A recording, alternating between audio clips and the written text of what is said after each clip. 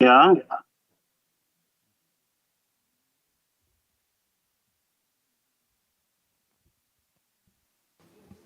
Okay. Good morning. Hola. Bonjour. Welcome and thank you for joining us today to this special event on the outcome of the IPCC workshop on the use of scenarios in the sixth assessment report and subsequent assessments.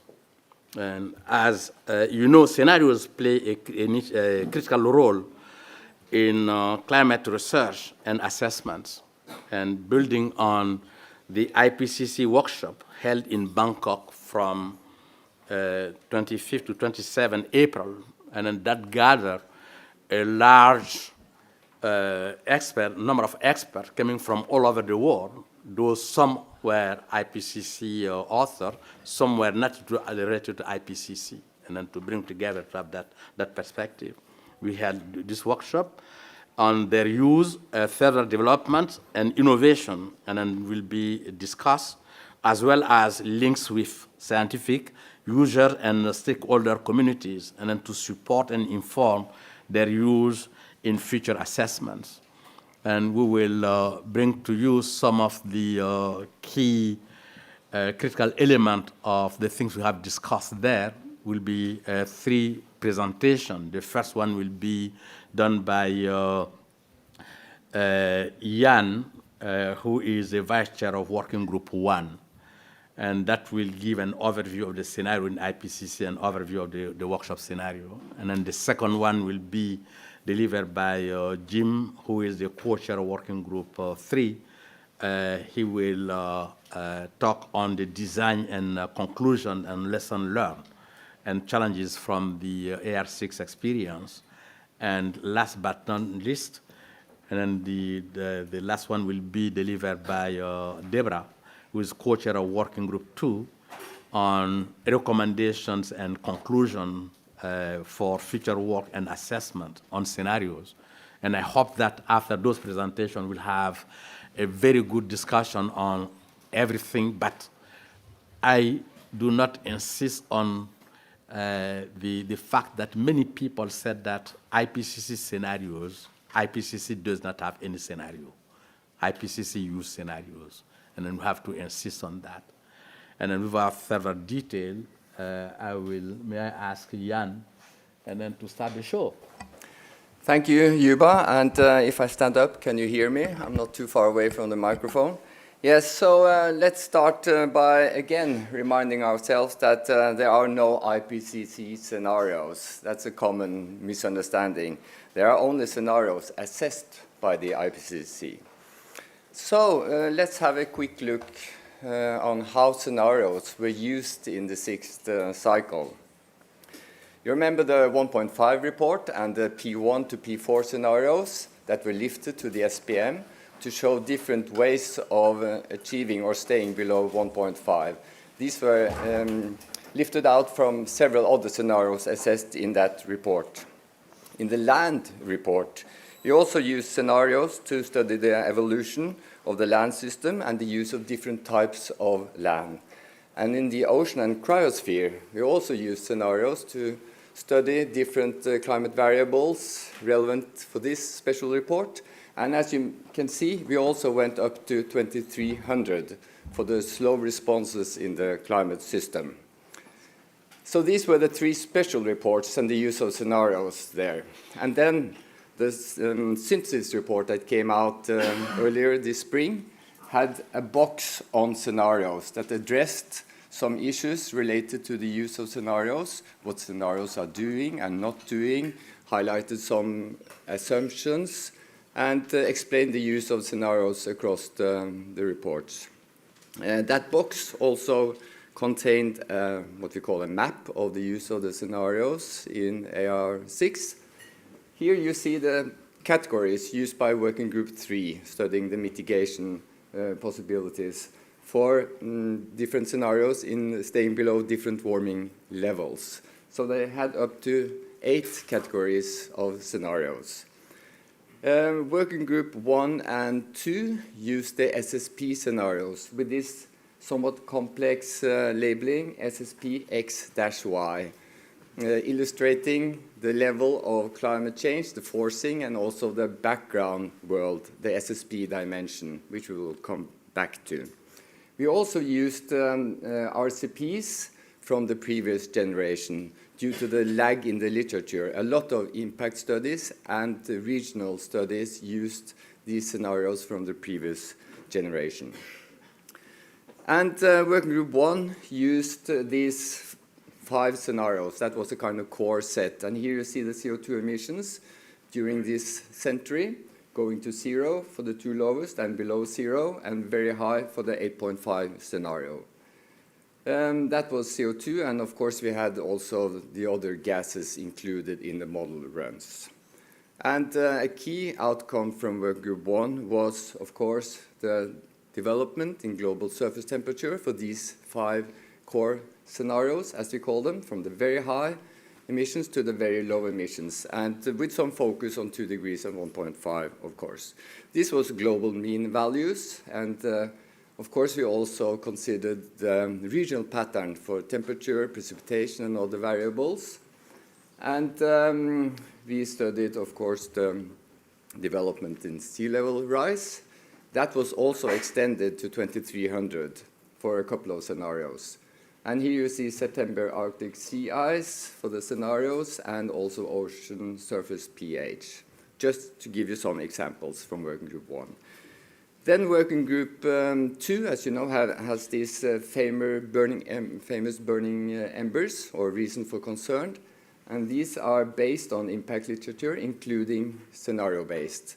And in the SPM, these burning embers were presented together with the scenarios from Working Group 1, showing the time development of global surface temperature, which you cannot see from the burning embers, of course, but then you can see when the different warming levels are reached for these scenarios. Working Group 2 also assessed or explored how risk changes with changes in adaptation, exposure, and vulnerability. And here we see an example how the risk is dependent on cases with limited adaptation, incomplete, or proactive adaptation. And here we also see an example of how the risk is dependent on the background condition, the background world illustrated or captured by the SSP dimension. What kind of socioeconomic conditions are these temperature changes happening in, or climate changes happening in? So they used also the SSP dimension, as we call it. That was Working Group 2 example, and Working Group 3 also used scenarios extensively. Here we see the CO2 emissions, CO2 equivalent emissions for implemented policies and what is needed to achieve 2 degrees or 1.5 degree goals, and also indicating the timing of net zero greenhouse gases for different set of scenarios.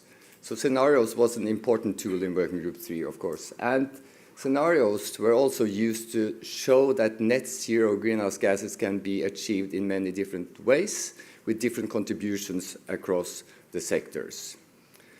And then finally, from Working Group 3, I would also like to show this famous table, and I'm not going to go through that in detail, but just to show you the main dimension. Here are the categories that I showed in an earlier table, and here you have key characteristics for the different scenarios, such as the emissions in certain years, the reductions compared to 2019 in percent, emission milestones, peak emissions when net zero CO2 and greenhouse gases are reached, the cumulative CO2 emissions, the cumulative net negative CO2 emissions, the global mean temperature changes with 50% probability, and likelihood of peak warming staying below 1.5, 2, and 3 degrees. So we hope that this is a very useful table for policymakers. And then finally, in the synthesis report, this is an example of how scenarios were used there, linking the past warming to possible future warming, and also showing the warming that the different generations may experience over their lifespan for the future generations compared to the previous generation. So I think this was a very nice way of integrating the past and the future and using scenarios. So that was a quick overview of the use of scenarios across the special reports and the working group reports in the 6th cycle. So, the goals of the workshop. Taking stock of the use of scenarios in AR6, their strengths and weaknesses. Identifying any gaps in the approach, considering the needs and expectations of users. And how best to build on the RCP SSP framework in the future. This has been a dominating framework in this cycle and RCPs in the previous cycle. And how to pursue innovations in the scenario approach with research communities, for instance, biodiversity. And how to further develop cross-working group collaboration. That was improved significantly in this cycle, and there is still a potential for further development.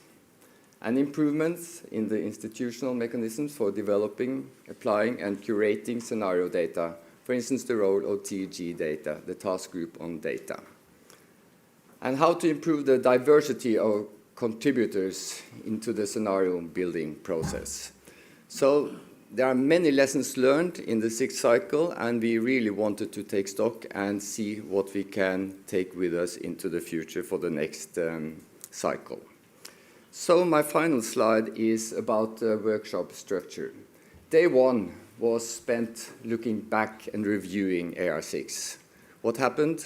What did we learn? And then day 2, we took a closer look at the challenges and focus on some focused topics that we saw were important to consider closer. And day 3, we spent on outlook towards recommendations. And we had 5 targets: scientific communities involved in modeling, scientific communities not involved in modeling, research funders, IPCC itself, and about how to communicate scenarios. And that has also been a challenge, how to communicate what the scenarios are saying and what's built into them. So by that, I would say thanks for your attention, and I will hand over to the next speaker. Okay, thank you, Jan, for giving us an overview of the scenario in the IPCC AR6. Those who are in the back, there is some seat in the front here. You can come over here. Is there any clarification questions? Only 1 or 2. If not, let us get to the workshop. Jim. Okay, thanks very much, Yuba. And I want to say a couple of things. I'm basically going to cover days 1 and days 2 of the workshop. Just a couple of things I want to say beforehand. The technical support units are busy drafting a workshop report at the moment, and that workshop report needs to be checked with participants and members of the Scientific Steering Committee. So you have to take it that these are the personal views of the speakers and do not represent the final conclusions of the workshop. Need to be very cautious about this. The other thing I wanted to say, since Jan has already mentioned the word diversity and inclusivity will come up, I wanted to mention the factoids from the one slide we forgot to put in, which was about participation in the workshop. So just to flag, because this was a workshop, we had government nominations from which the Scientific Steering Committee and the Bureau needed to select. We got about 360 nominations for 120 places, so we had a difficult task in terms of selection.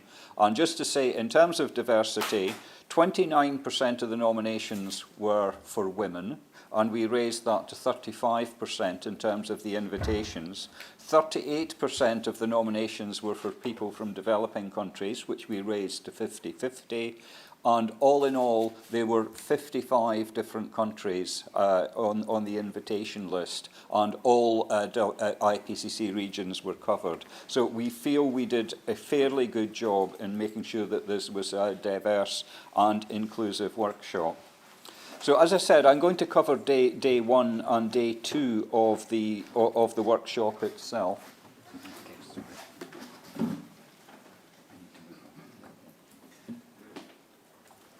Thank you, Jan, for pointing out the choreography.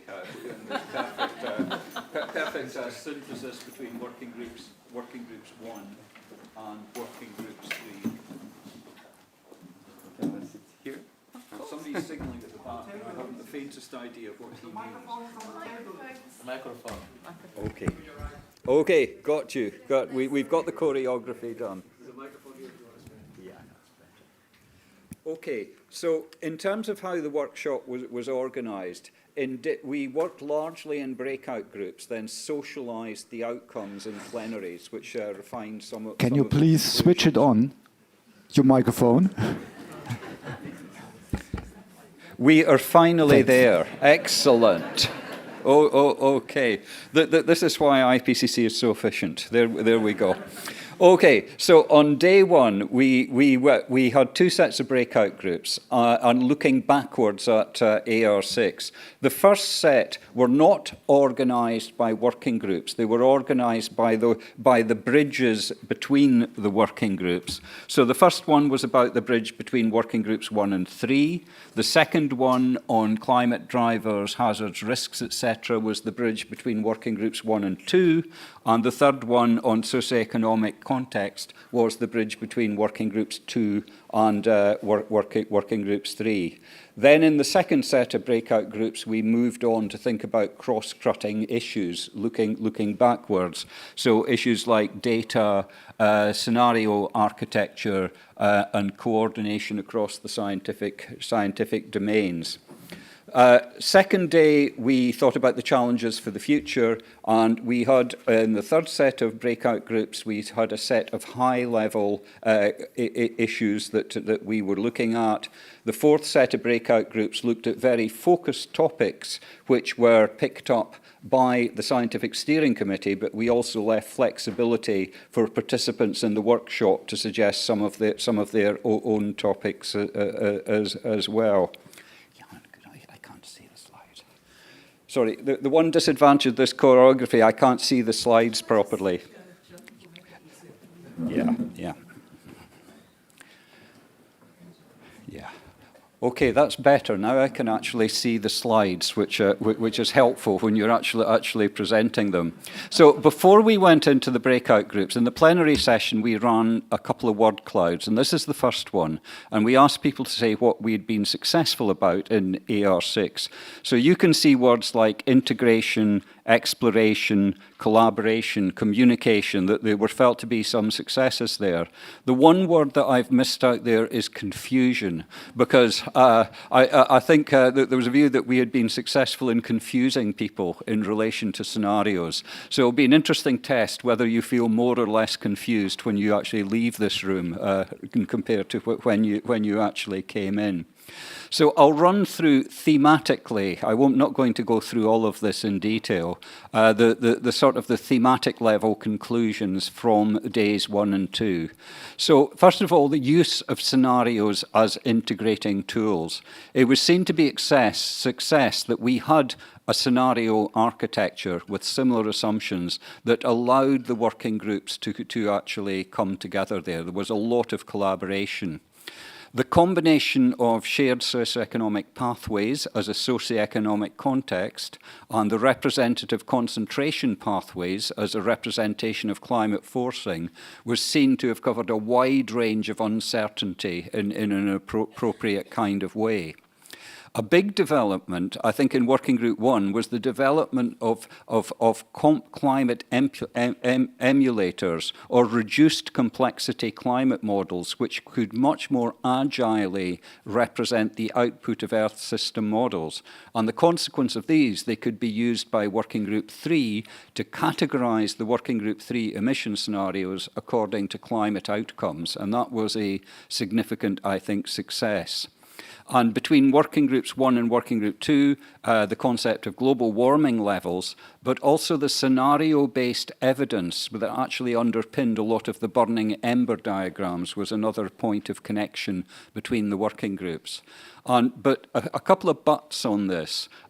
First of all, there are lags in the literature. It takes time to produce the scientific literature, to assess that literature in IPCC, and move across the working group 3 domain of emissions, working group 1 of physical state of the climate, and working group 2 of impacts and adaptation, with the result that different parts of the assessment overall rely on different generations of scenarios. And therefore, as we move forward, we need to do some advanced planning to try to coordinate timelines and reduce some of these lags in the process.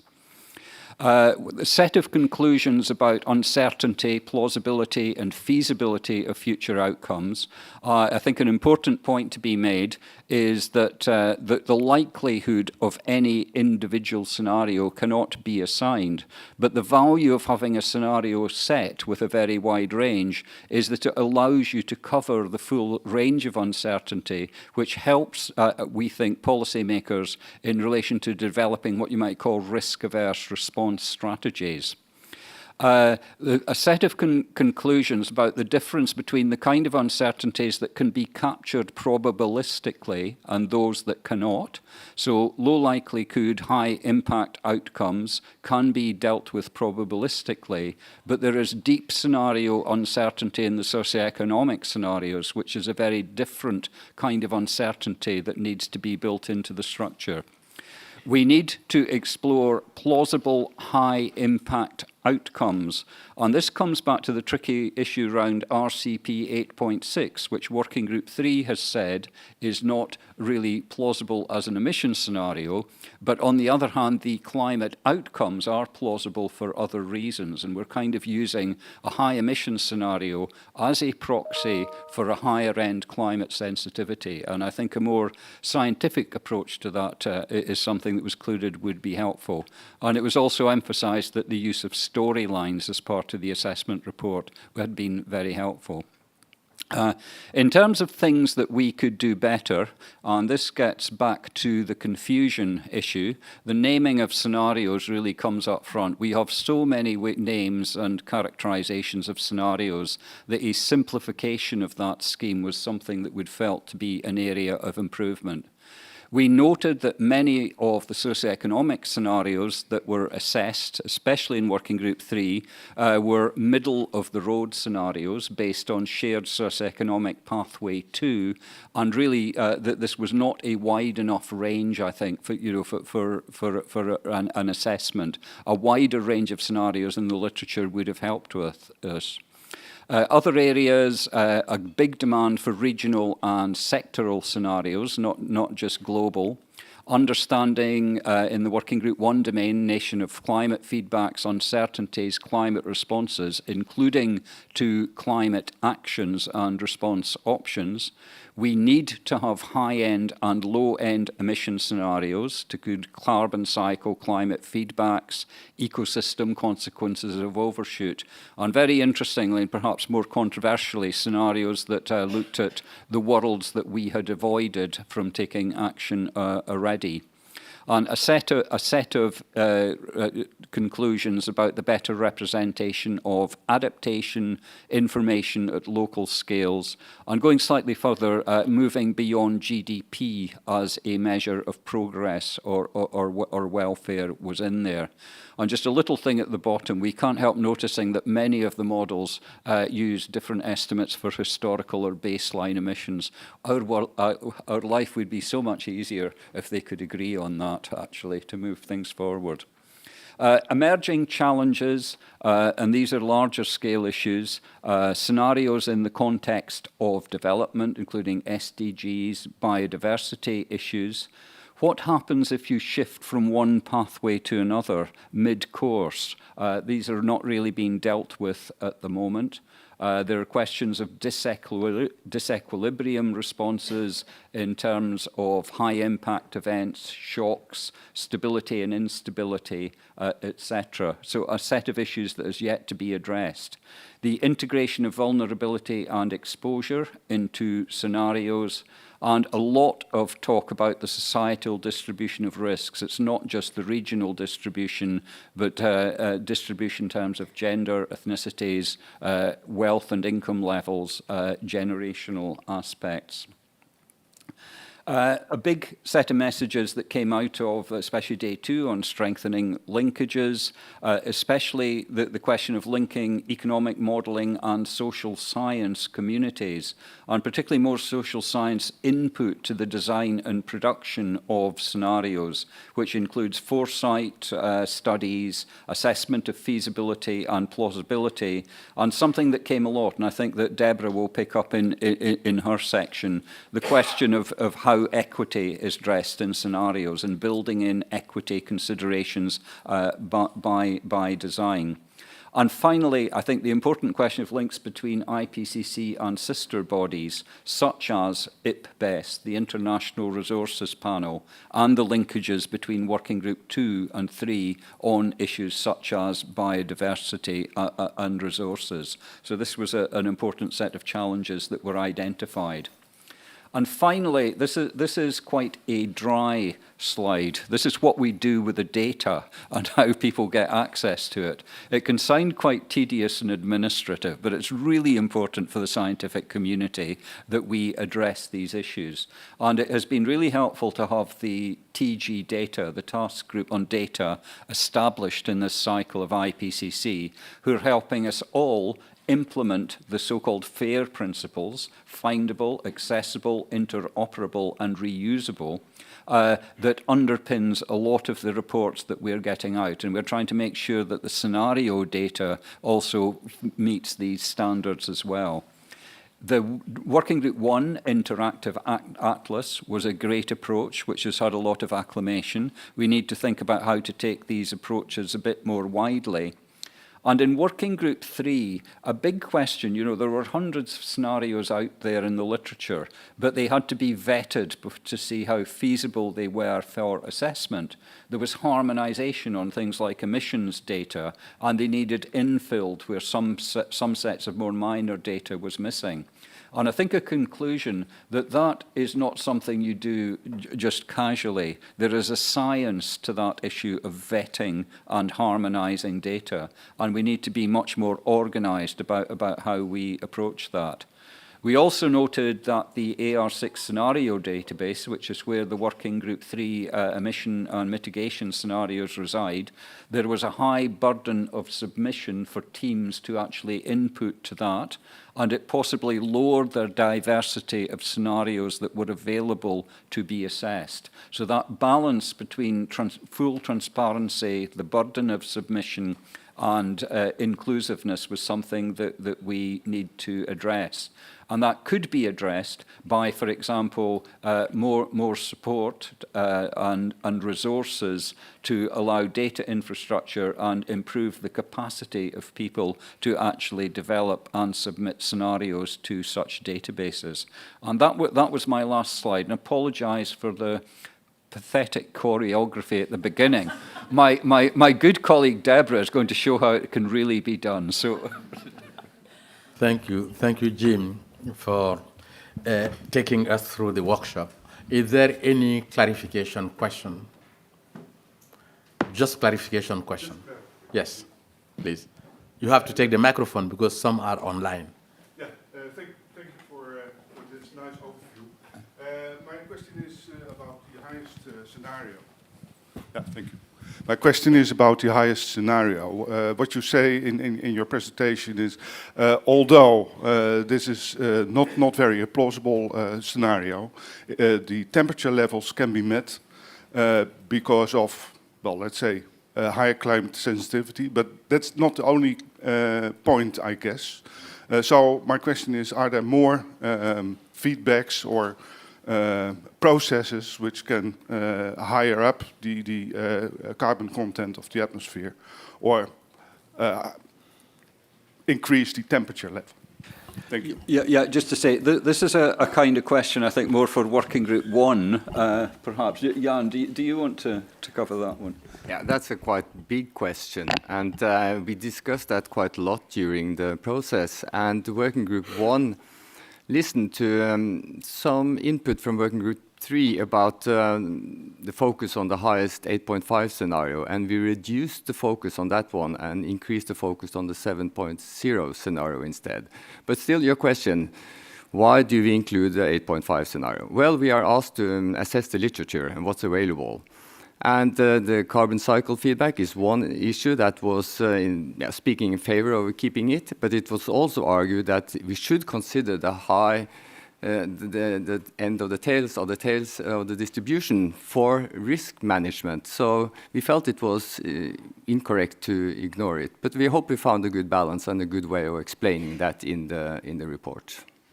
Okay, thank you. We'll come back to those details. And then after the scenario used in the IPCC AR6, going through the workshop, now let us look at the future. Debra. Thanks, and good morning, everyone. You can see that Working Group 2 immediately picks up on lessons learned from 1 and 3 and implements them. So we clearly had a great deal of diverse discussions while we were in Bangkok. What key messages are drawn out? And as Jim indicated, these are really our initial thoughts. We haven't finalized the report from the workshop. And what direction might they suggest about where we go? Just as we asked our participants about what they thought in terms of the successes in the use of scenarios, we also canvassed them on the challenges. And a big issue was communication. Very often these scenarios are seen as too theoretical, not sufficiently linked to reality. This issue of the deep uncertainty in some of the scenarios, they are not predictions about the future. And then this raises a question of practical applications. Well, if they don't predict the future and they're so difficult to understand, as a policymaker on Monday when I go into my office, what do I do with them is a real question. A golden thread that also ran through our discussions was this issue of inclusivity. Who's responsible for preparing the scenarios? What kind of assumptions are embedded in their development? And so you can see that in all of the breakout groups we had, we very often returned to this issue of the need for transparency and inclusivity in the development of the scenarios, not only in the design, but also in the selection of the scenarios that then feed the climate model simulations. The response to that challenge, which was acknowledged to be a very real one, was about facilitating co-production using the kind of approach the IPCC uses, where you benefit from both inputs from policy makers and from the scientists, and the idea that we could do the same kind of thing in the development of the scenarios, bring into the process non-modelers, the users, the stakeholders, both in terms of scenario planning, their design, but also that important vetting process that Jim spoke about. And that could help build trust around the scenarios and create a sense of ownership in their development. Building modeling capacity in regions of the world where we don't necessarily have skills in terms of scenario development and models. And this obviously is in the global south. So the question is, how do we begin to engage with those gaps? One thought was to use the IPCC Scholarship Fund, which we use to fund early career scientists in the global south. Building that kind of capacity could increase the diversity in the modeling and scenario community and the institutions that are engaging in that kind of research. But there was also a conversation not only about diversity and inclusion in the development of the scenarios, but around related issues embedded in the scenarios. To what extent are we seeing issues of equity and justice actually embedded in the scenarios themselves? And I will come back to that point because it was an important point of discussion. Our conversations also indicated that the where and the when of scenarios is important, that spatial scales and temporal scales are really important in terms of the usability of scenarios. So the long-term scenarios are really helpful in helping us understand committed change within the climate system, to understand the impact of temperature stabilization on the climate system. When we reach net zero, what does that mean? Sea level rise. As Jan pointed out, if you look at ESROC, We look out to 2300, so a very long-term view. Also, the long-term durability of carbon dioxide removal technologies. So really good use comes out of those long-term scenarios, but there's a real mismatch between looking out to 2300 and the interests of policymakers who are generally interested in 3 to 5 years. And so those spatial and timescales are out of kilter with the long-term scenarios. They could be much more interested, for example, in scenarios that relate to their country's NDCs. What does net zero look like? Not at the global level, but at the regional level, where they're working and allocating resources and taking decisions. And this really pointed to the need to connect scenarios to multiple lines of evidence. If we are looking at usability in the policymaker environment, this does take us, as Jim indicated, to the strong call for more scenarios that help us understand local and regional dynamics. And their discussions pointed to the fact that we may have to access grey literature to get information to inform developments of scenarios at that scale. And a conversation which I think is happening absolutely everywhere around the globe at the moment. I know as soon as I arrived at Bonn, I switched on the television and there's AI being discussed at every conceivable level. What is the role of artificial intelligence and deep learning in helping us achieve and compute these higher spatial and temporal resolutions? Our conversations also indicated that we mustn't be blinded by the fact that we're all interested in climate. This is a world of polycrises. Policymakers are not just sitting in their office thinking about climate change. They're thinking about pollution. They're thinking about biodiversity. And so how do we pull on board these big challenges into more integrated scenarios, particularly things like biodiversity loss? Near-term action. This was something we came back to repetitively. So, of course, the long-term scenarios are useful for us, understanding the journey ahead of us, but they mustn't deflect attention away from those very real needs for near-term action over those 3 to 5 years that are really interesting to policymakers. And bear in mind, we are in the decade of action. This is the decade where we need to see the big system transitions that the IPCC reports have called out.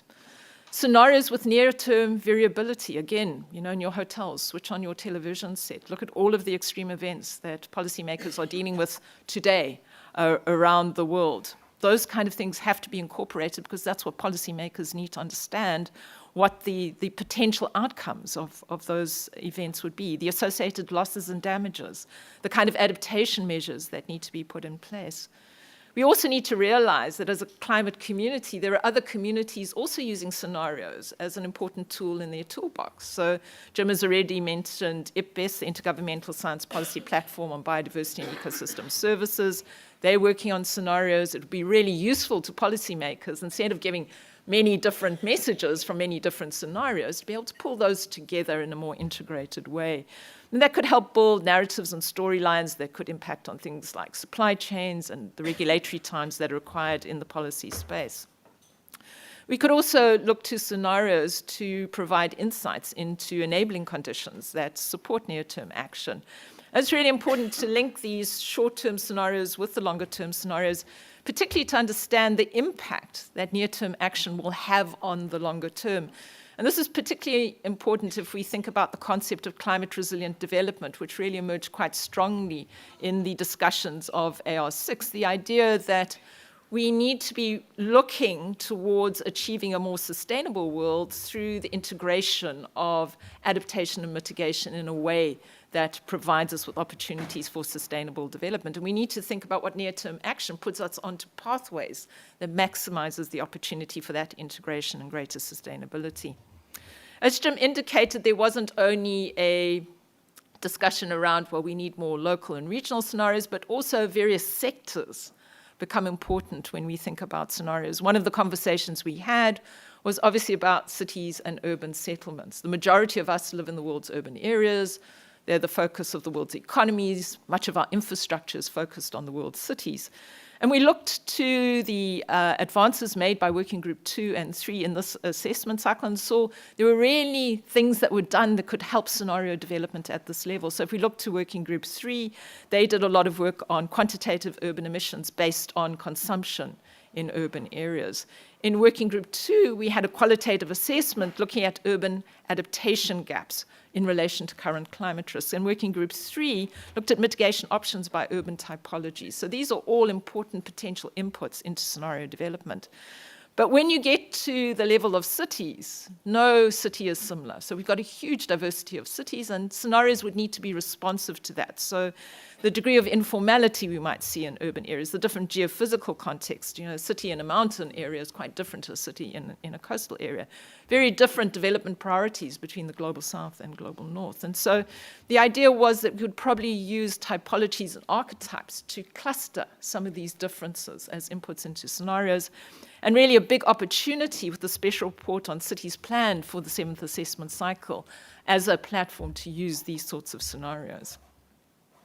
Downscaling is obviously important if you're talking about action at the local level, understanding the risks that are pertinent at that particular scale. And key drivers of risks in urban areas would be things like urban form, the types of infrastructure we have, the hydrological cycle that the city experiences, and looking for moments of integration. Where can we tackle challenges jointly? So the urban heat island together with air quality issues is a good example. And so the scenarios at this level would really need to create or capture the dynamic nature of cities with these very different socioeconomic contexts and very different profiles: coastal cities, informal cities, rapidly growing cities, and so on. We also spent some time looking at the issue of risks, adaptation, and limits. And it's very clear in terms of scenario development, we have to do a lot more to increase the profile of adaptation actions within the scenarios. It's important to contextualize adaptation. Adaptation happens at a variety of levels, from global through to local. There are very different capacities for adaptation in different communities, in different cities, in different countries around the world. Different opportunities for implementation, different response times in different societies, different conditions and societal trends which create different platforms for action. There's also the opportunity here to bring forward the co-development principle, to work together to look at what adaptation pathways may be appropriate to include in scenarios, both quantitative and qualitative. Scenarios could also be important in looking at the costs of inaction. If we delay, what kind of additional risks might emerge from delay? Transboundary risks. This was one of the big findings of the work that we did in Working Group 2, is that adaptation action in one place may have implications for adaptive capacity elsewhere, and scenarios could help understand that. A lot of the work that Working Group 2 and 3 together was around the fact that we identified very strong synergies and trade-offs between adaptation and mitigation, and again, that reality needs to be reflected in the scenarios. And Working Group 2 really underscored the fact that there are very strong limits to adaptation. We could use hindcasting to explore those limits. We could look at limits at different global warming levels. Tipping points in society and socioeconomic systems. Working Group 2 called out the fact that it's possible that we could see reaching social limits well before environmental limits, and compound and cascading risks, which are just so much more difficult to manage than single risk events.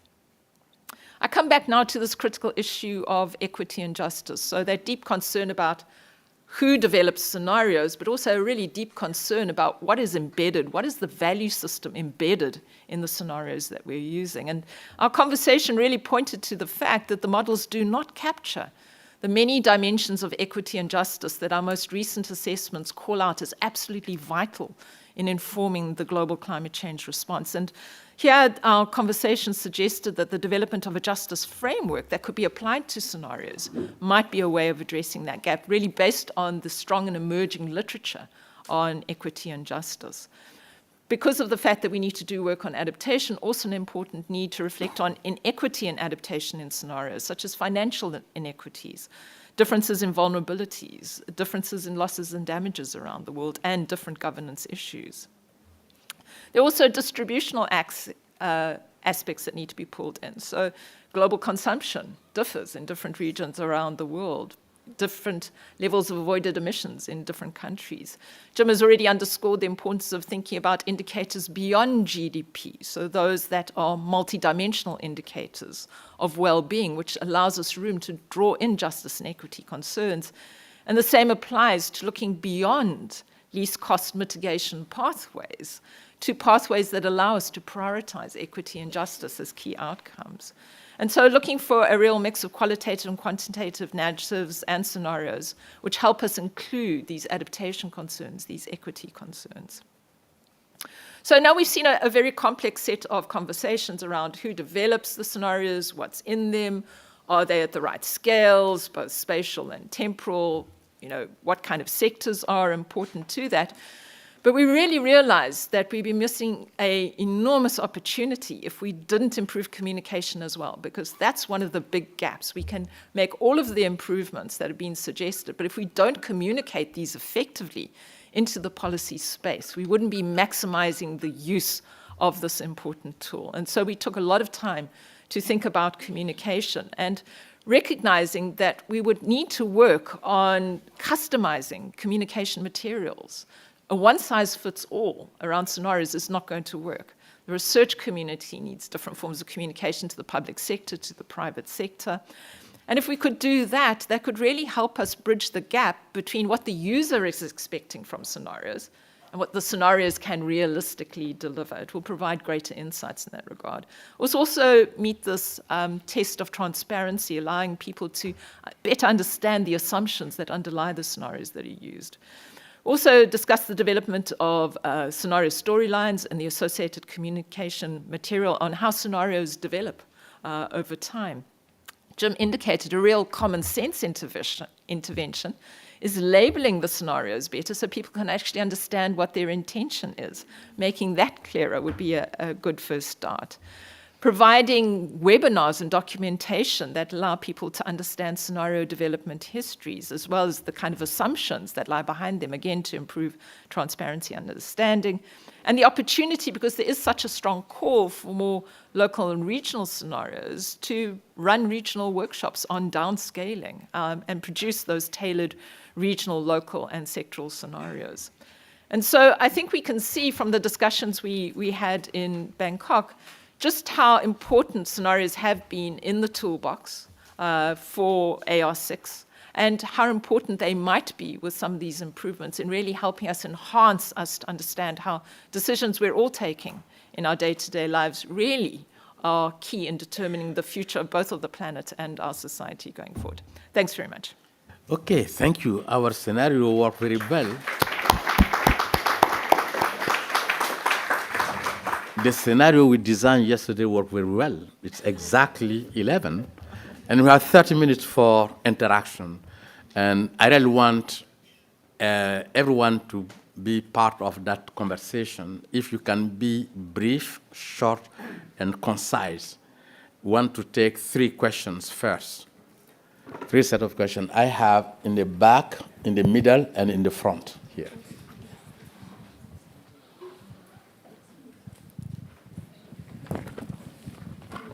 Thank you.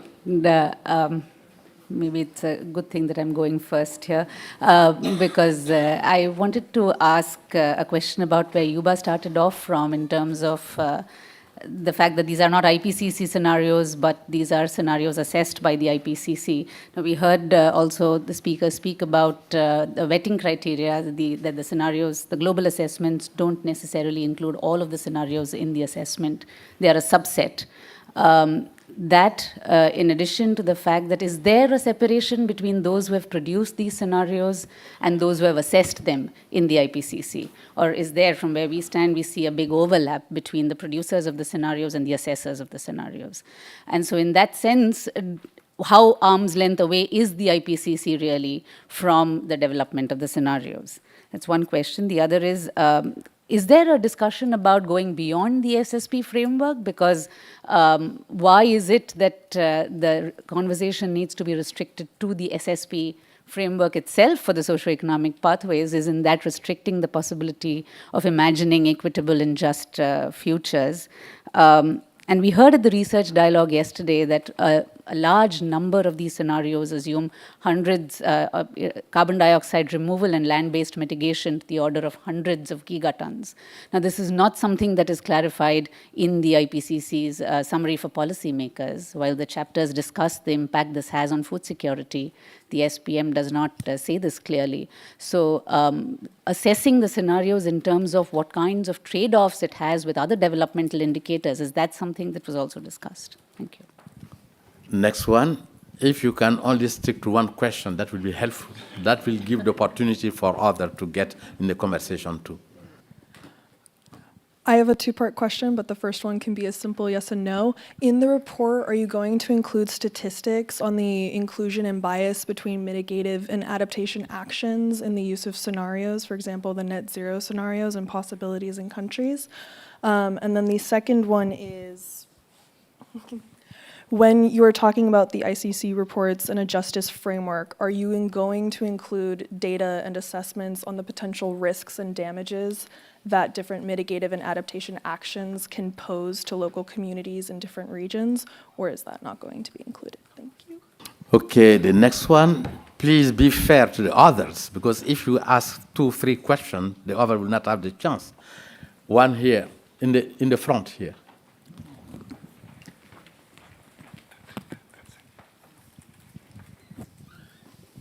Yeah, hello, Dr. Roberts. I had a question, but I wrote it down so I wouldn't stumble.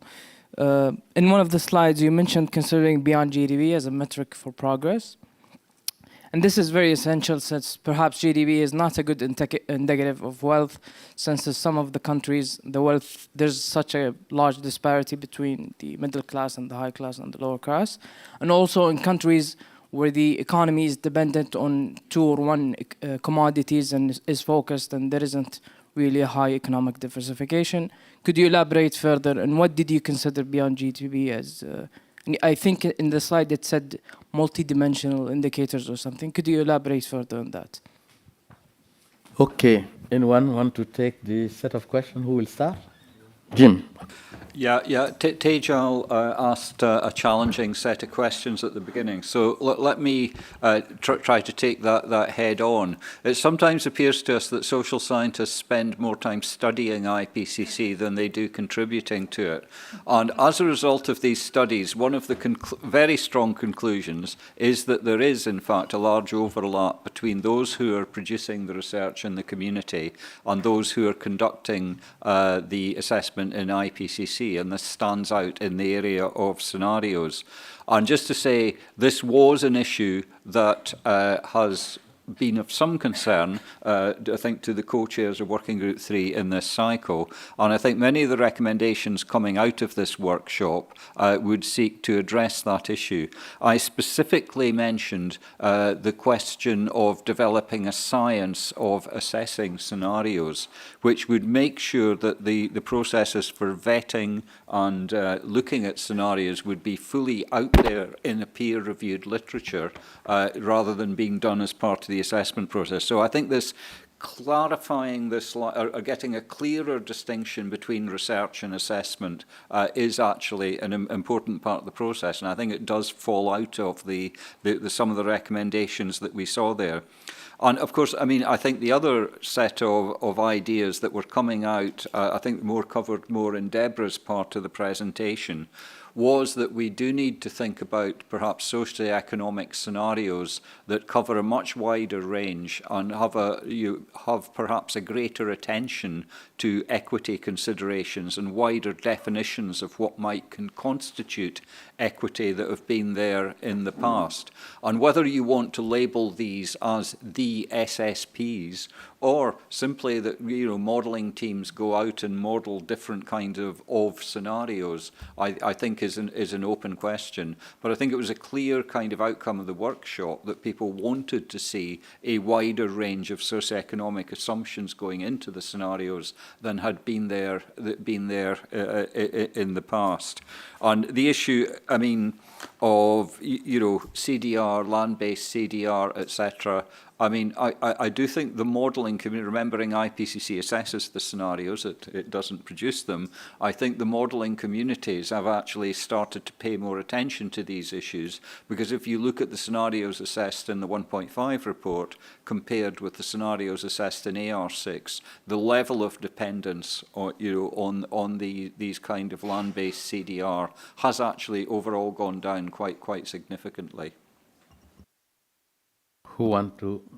Okay, Debra. Yeah.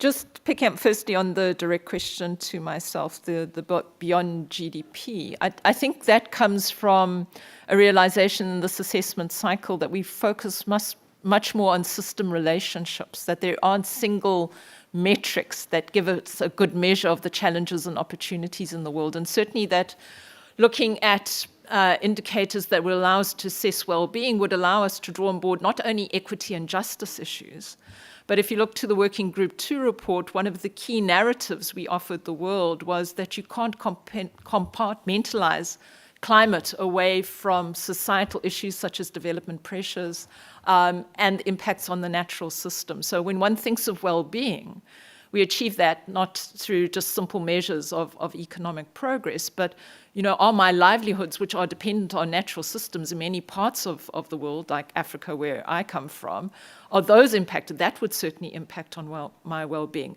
My access to governance structures is also an important part of my well-being. My agency in decision-making, resource allocation, and would allow those broader conversations that are emerging in our assessment to be considered. And I think that's what we are saying, is that the scenarios, as much as possible, need to reflect the kind of complexity in the real world.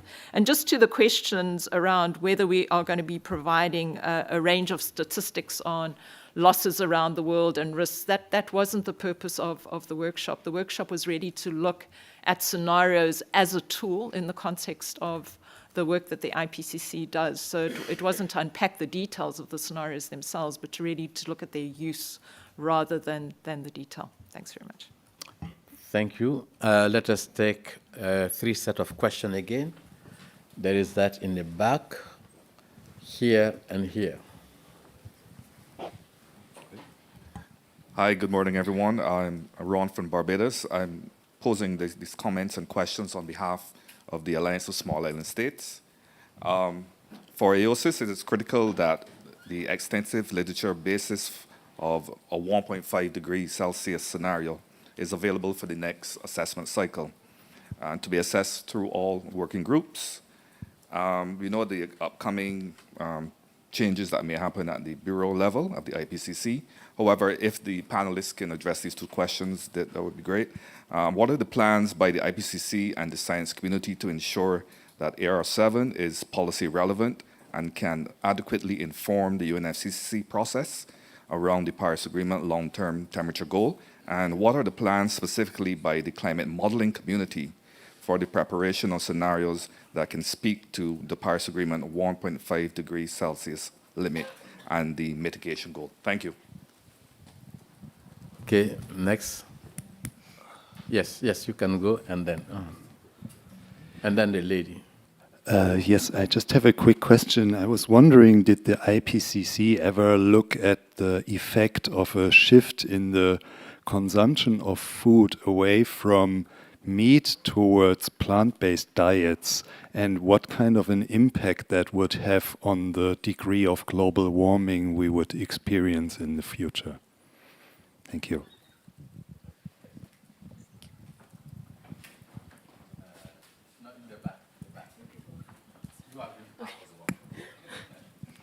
Thank you. I was really happy to see a big focus on inclusivity and justice in your presentation, so thank you. I'm wondering if there was any discussion on how to equitably include scenarios that take into account Indigenous peoples and Indigenous knowledge, as well as Western academic and grey literature. You mentioned the Intergovernmental Science Policy Platform on Biodiversity and Ecosystem Services, which has a task force on Indigenous knowledge. Could something like this be contemplated to ensure Indigenous knowledge and perspectives are better included in scenarios across all 3 reports? Thank you. Joyce, quickly. Joy. Yeah, mine is actually just a compliment to, the point on, I was part of the meeting in Bangkok on scenarios. So I'm just saying, I'm complimenting the point on the measure of well-being using GDP. I'm saying it's we're saying that we want to move away from that in a way that we want to also look at values for people. Like for indigenous people, what do they value, for example? I mean, it's not really the measure. To them, it's not the money per se, but it's their communities, their surrounding, it's their environment. So like you're looking at the values attached to that. And I like because even the issue of equity comes in and justice comes into that. So it's on that line of saying we're not going to be looking at the GDP, but what do the different societies value as we look into using scenarios. Okay. Anyone want to take the question? Some of the questions are not in the context. Yeah, I can start with responding to the first question about the 1.5 scenario that was asked for the next cycle. During the workshop in Bangkok, that discussion started, and several participants flagged the need for several scenarios addressing 1.5 ambition. And that means, as far as I can see now, different levels of overshoot and different use of CDR, etc., etc. So I think some very good points were brought to the surface, and a good discussion started. That discussion has to go on for a while, as I see it, and it needs a broader participation. And we need to clarify what are the research questions that the big models should address, and what are the policy questions that needs to be addressed, and find the role of these two sets of functions for the scenarios. And I think we have a good discussion started, and I look forward to a broad and open discussion on this topic. And IPCC cannot control what the community is doing, but of course we can share some reflections about the knowledge gaps from the previous cycle and so on.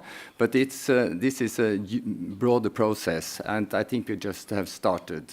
Thanks. I think Jim can follow up. Yeah, could I say something additional on that? I mean, just to remind ourselves that IPCC decided at the panel level back in about 2006, 2007, that it would not produce its own scenarios, but it would facilitate the production of scenarios in the community, which we can interpret as providing hints and nudges about the directions in which the community might go.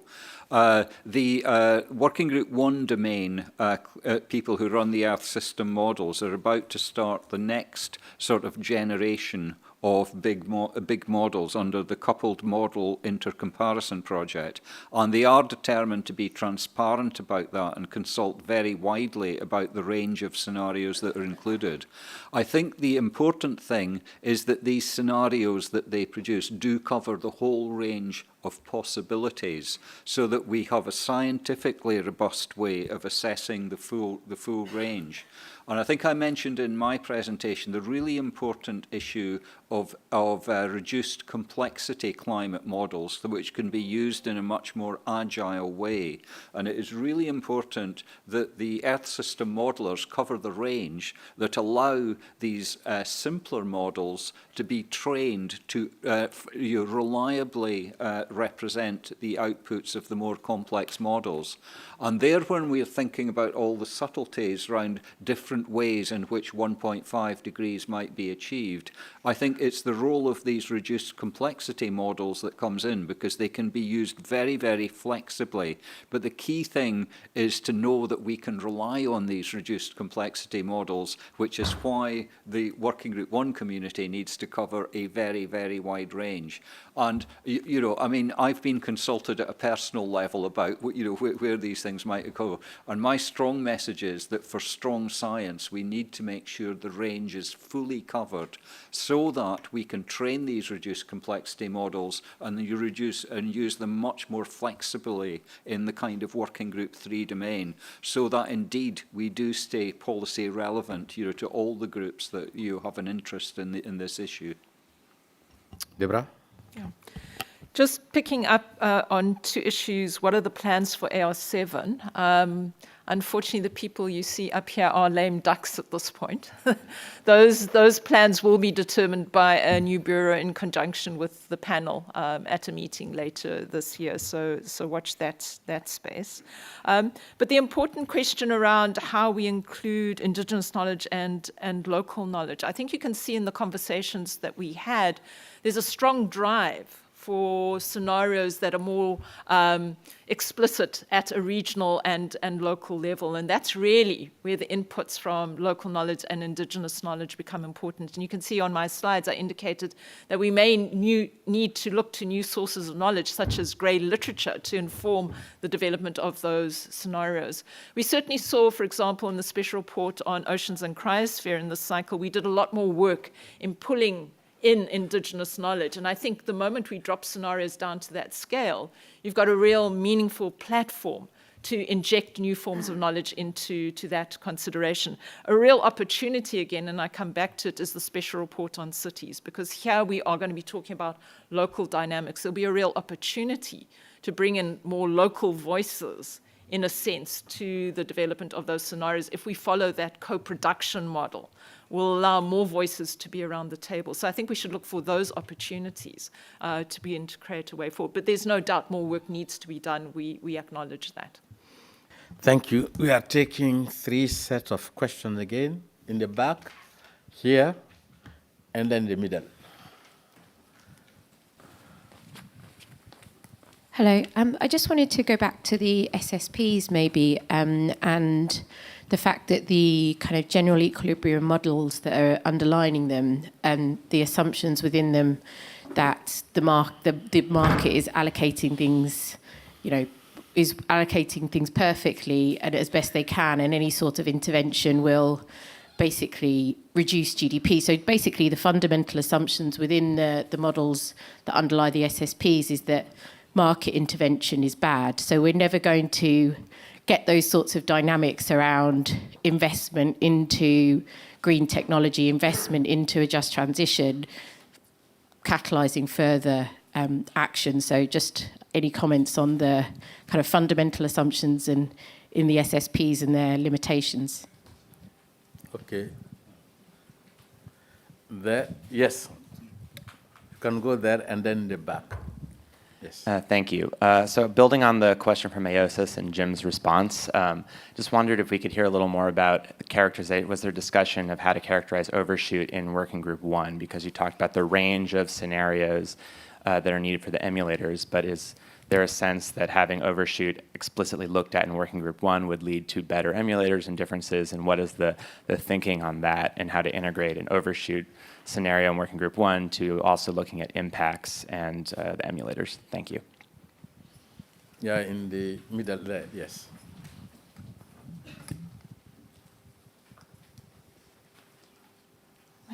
Hello, I just want to ask if also Earth cycles like geocycles are taken into account. We might be at the end of Ice Age, so if this is also included in these assessments and in these things. So thank you. Okay, so yes. Yeah, can I take the first one on the SSPs? And this gives me a chance to talk about the difference between scenarios and modelling, which I think is quite an important point. The questioner said that the SSPs are underpinned by the models. It's actually the other way around. The models are underpinned by the SSPs. We need to be very clear about what is an input assumption to a model, and then what is generated within the models as a result of the hypotheses that drive the model. So the SSPs are inputs in terms of things like population, GDP, level of education, etc. These are inputs to the models that Working Group 3 uses. And I think the clear message that we got from the workshop is that we need a wider range of inputs to the models that actually take account of wider considerations of equity, for example, and produce a wider range. So let's be very, very clear about what's an input and what's an output. And many of the critiques of the Working Group 3 scenario outputs are actually critiques of the inputs that went in terms of the SSPs rather than the models themselves. So we need to be very careful, I think, about that type of distinction. And maybe going back, I think, to Joyce's group, because I think it relates to this as well. These inputs could be characterized in different ways with different indicators, human development indexes, vulnerability indices, etc. It doesn't just need to be a kind of GDP-driven thing that does it. Jan? I can respond to the question about overshoot. In working group 1, in this cycle, we had a very low overshoot scenario, the SSP 1-1.9, that reaches 1.6 and goes down to 1.4. And then we also had a higher overshoot scenario, which was more a sensitivity test, which was in one of the chapters, but not highlighted. But in Bangkok, we had a separate breakout group on overshoot, with participation from work group 1, 2, and 3. And we addressed the physical aspects, the ecosystem responses, and also the policy responses, how to handle an overshoot situation and how to achieve a bending of the curve. And I think there was a general agreement that we need to look further into this, and there are huge questions that need to be addressed. And the emulators that Jim talked about, they need to be tested and trained on how to handle the huge net negative emissions. So yes, there is a strong interest to develop that further, both in terms of the model tools we have and also in terms of to the extent we address it in the future. But that was only in that workshop, and I think that discussion will go on, and we really depend on what is in the literature. So this is a signal to the scientific community that we need the literature to base the further assessments on. Thank you. Debra? I just wanted to add a postscript to the overshoot question. I mean, because obviously the work done by Working Group 1 is key to informing the impact assessment that Working Group 2 does. But again, it's important to look at scenarios and the models as one of the tools in the toolbox. I think very often our discussions focus in on them as the only tool by which we can determine what our responses should be. And in fact, in Working Group 2, you'll see that we've got a much more idiosyncratic relationship with the use of scenarios and models. We deploy multiple lines of evidence. So if you look at our current assessment report, it already suggests some of the impacts that might come from overshoot. So just a caution, while scenarios are a really important part of the work that we do, there are multiple lines of evidence that we can use to begin to interrogate some of these challenges. So not all of our eggs are in one basket. So just a caution from Working Group 2 to remind us that there are, in fact, other inputs that we can consider in looking at overshoot. Thank you. And then a set of 3. Are you exhausted? Or there is nothing else that can be added? Okay. I have not seen it. Yeah. This is your last chance to say something or to raise a question. Yeah. Please go ahead. Hi, I'm Chief Howard Thompson from Canada-US border. And we were given messages and prophecies in the past, and some of them had to do with climate change. And one of them is the day will come when there will be no more summers. I mean, no more winters. The ice will all have melted. So have you been looking at worst case scenarios? Because there was a question about indigenous knowledge earlier. Indigenous knowledge for me is what was given to us by divine intervention of what's to come. And we have a whole list of things that's what's to come, and one of them is that day will come when there was no more winters. Just to quantify my our stories, is it was given to us in 1799, and one of them was the day will come when you will see horseless carriages. And another one is the day will come when you will see flying ships. So that's just to quantify that the messages we were given through divine intervention is coming true. So that's there's worst case scenarios coming yet. And maybe we needed to look at that to say, what are we going to do when all the ice melts? And I read a report somewhere saying that that may happen as soon as 2030, when all the ice melts, and where's all that water going to go? And where's that humanity going to come from whenever there'll be climate change migration from water rising and all the other changes that's coming to our world? So I'm just asking, are you looking at worst case scenarios? Thank you. Okay, very well taken. Any other question? Yes, here.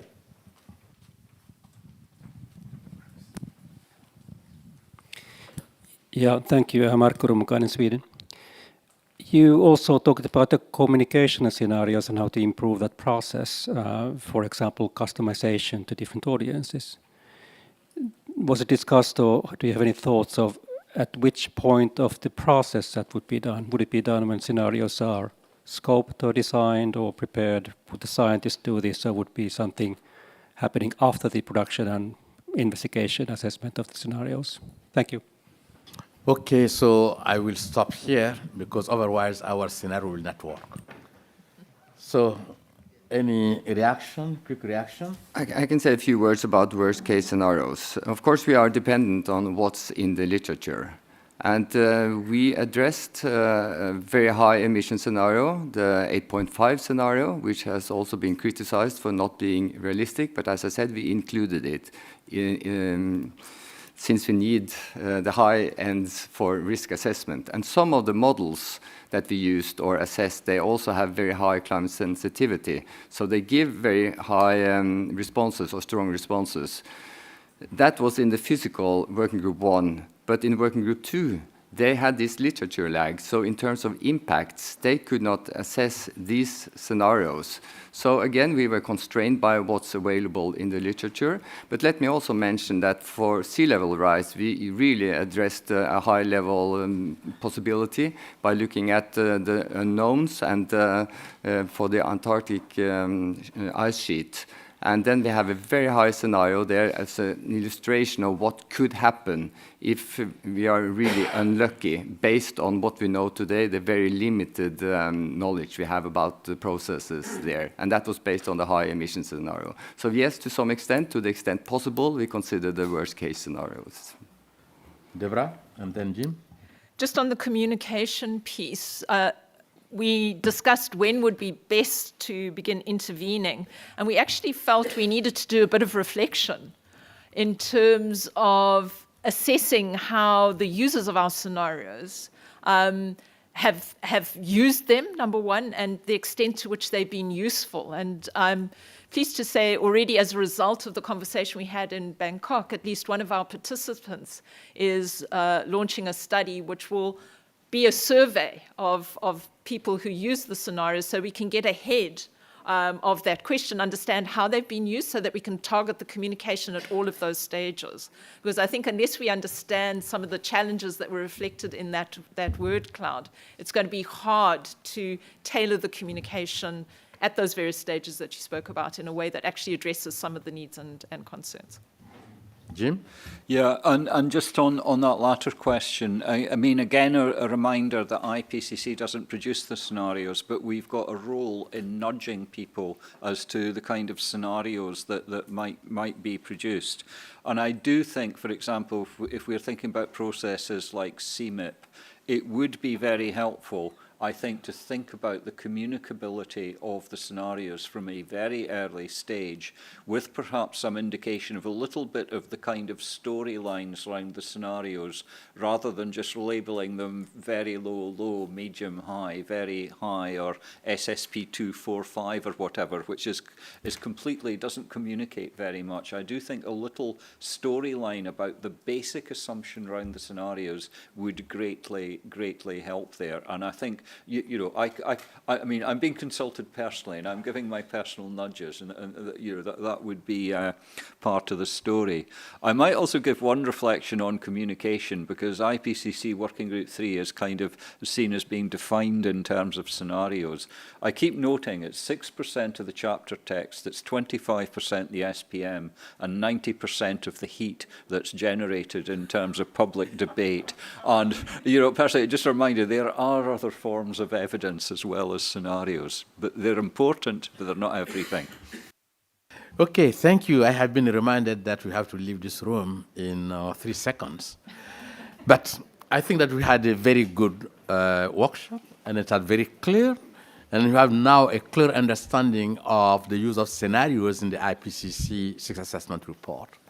And then we also walk through what we have discussed, what are the issues that emerge from the workshop we had. And then we also explore the perspective for AR7.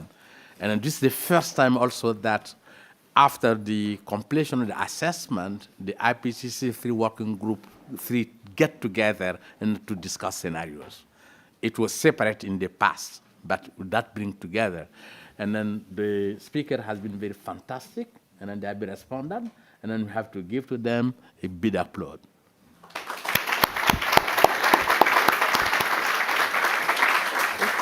Thank you. That was excellent. Excellent. Kept us on time. The questions were mostly very well informed. Yes.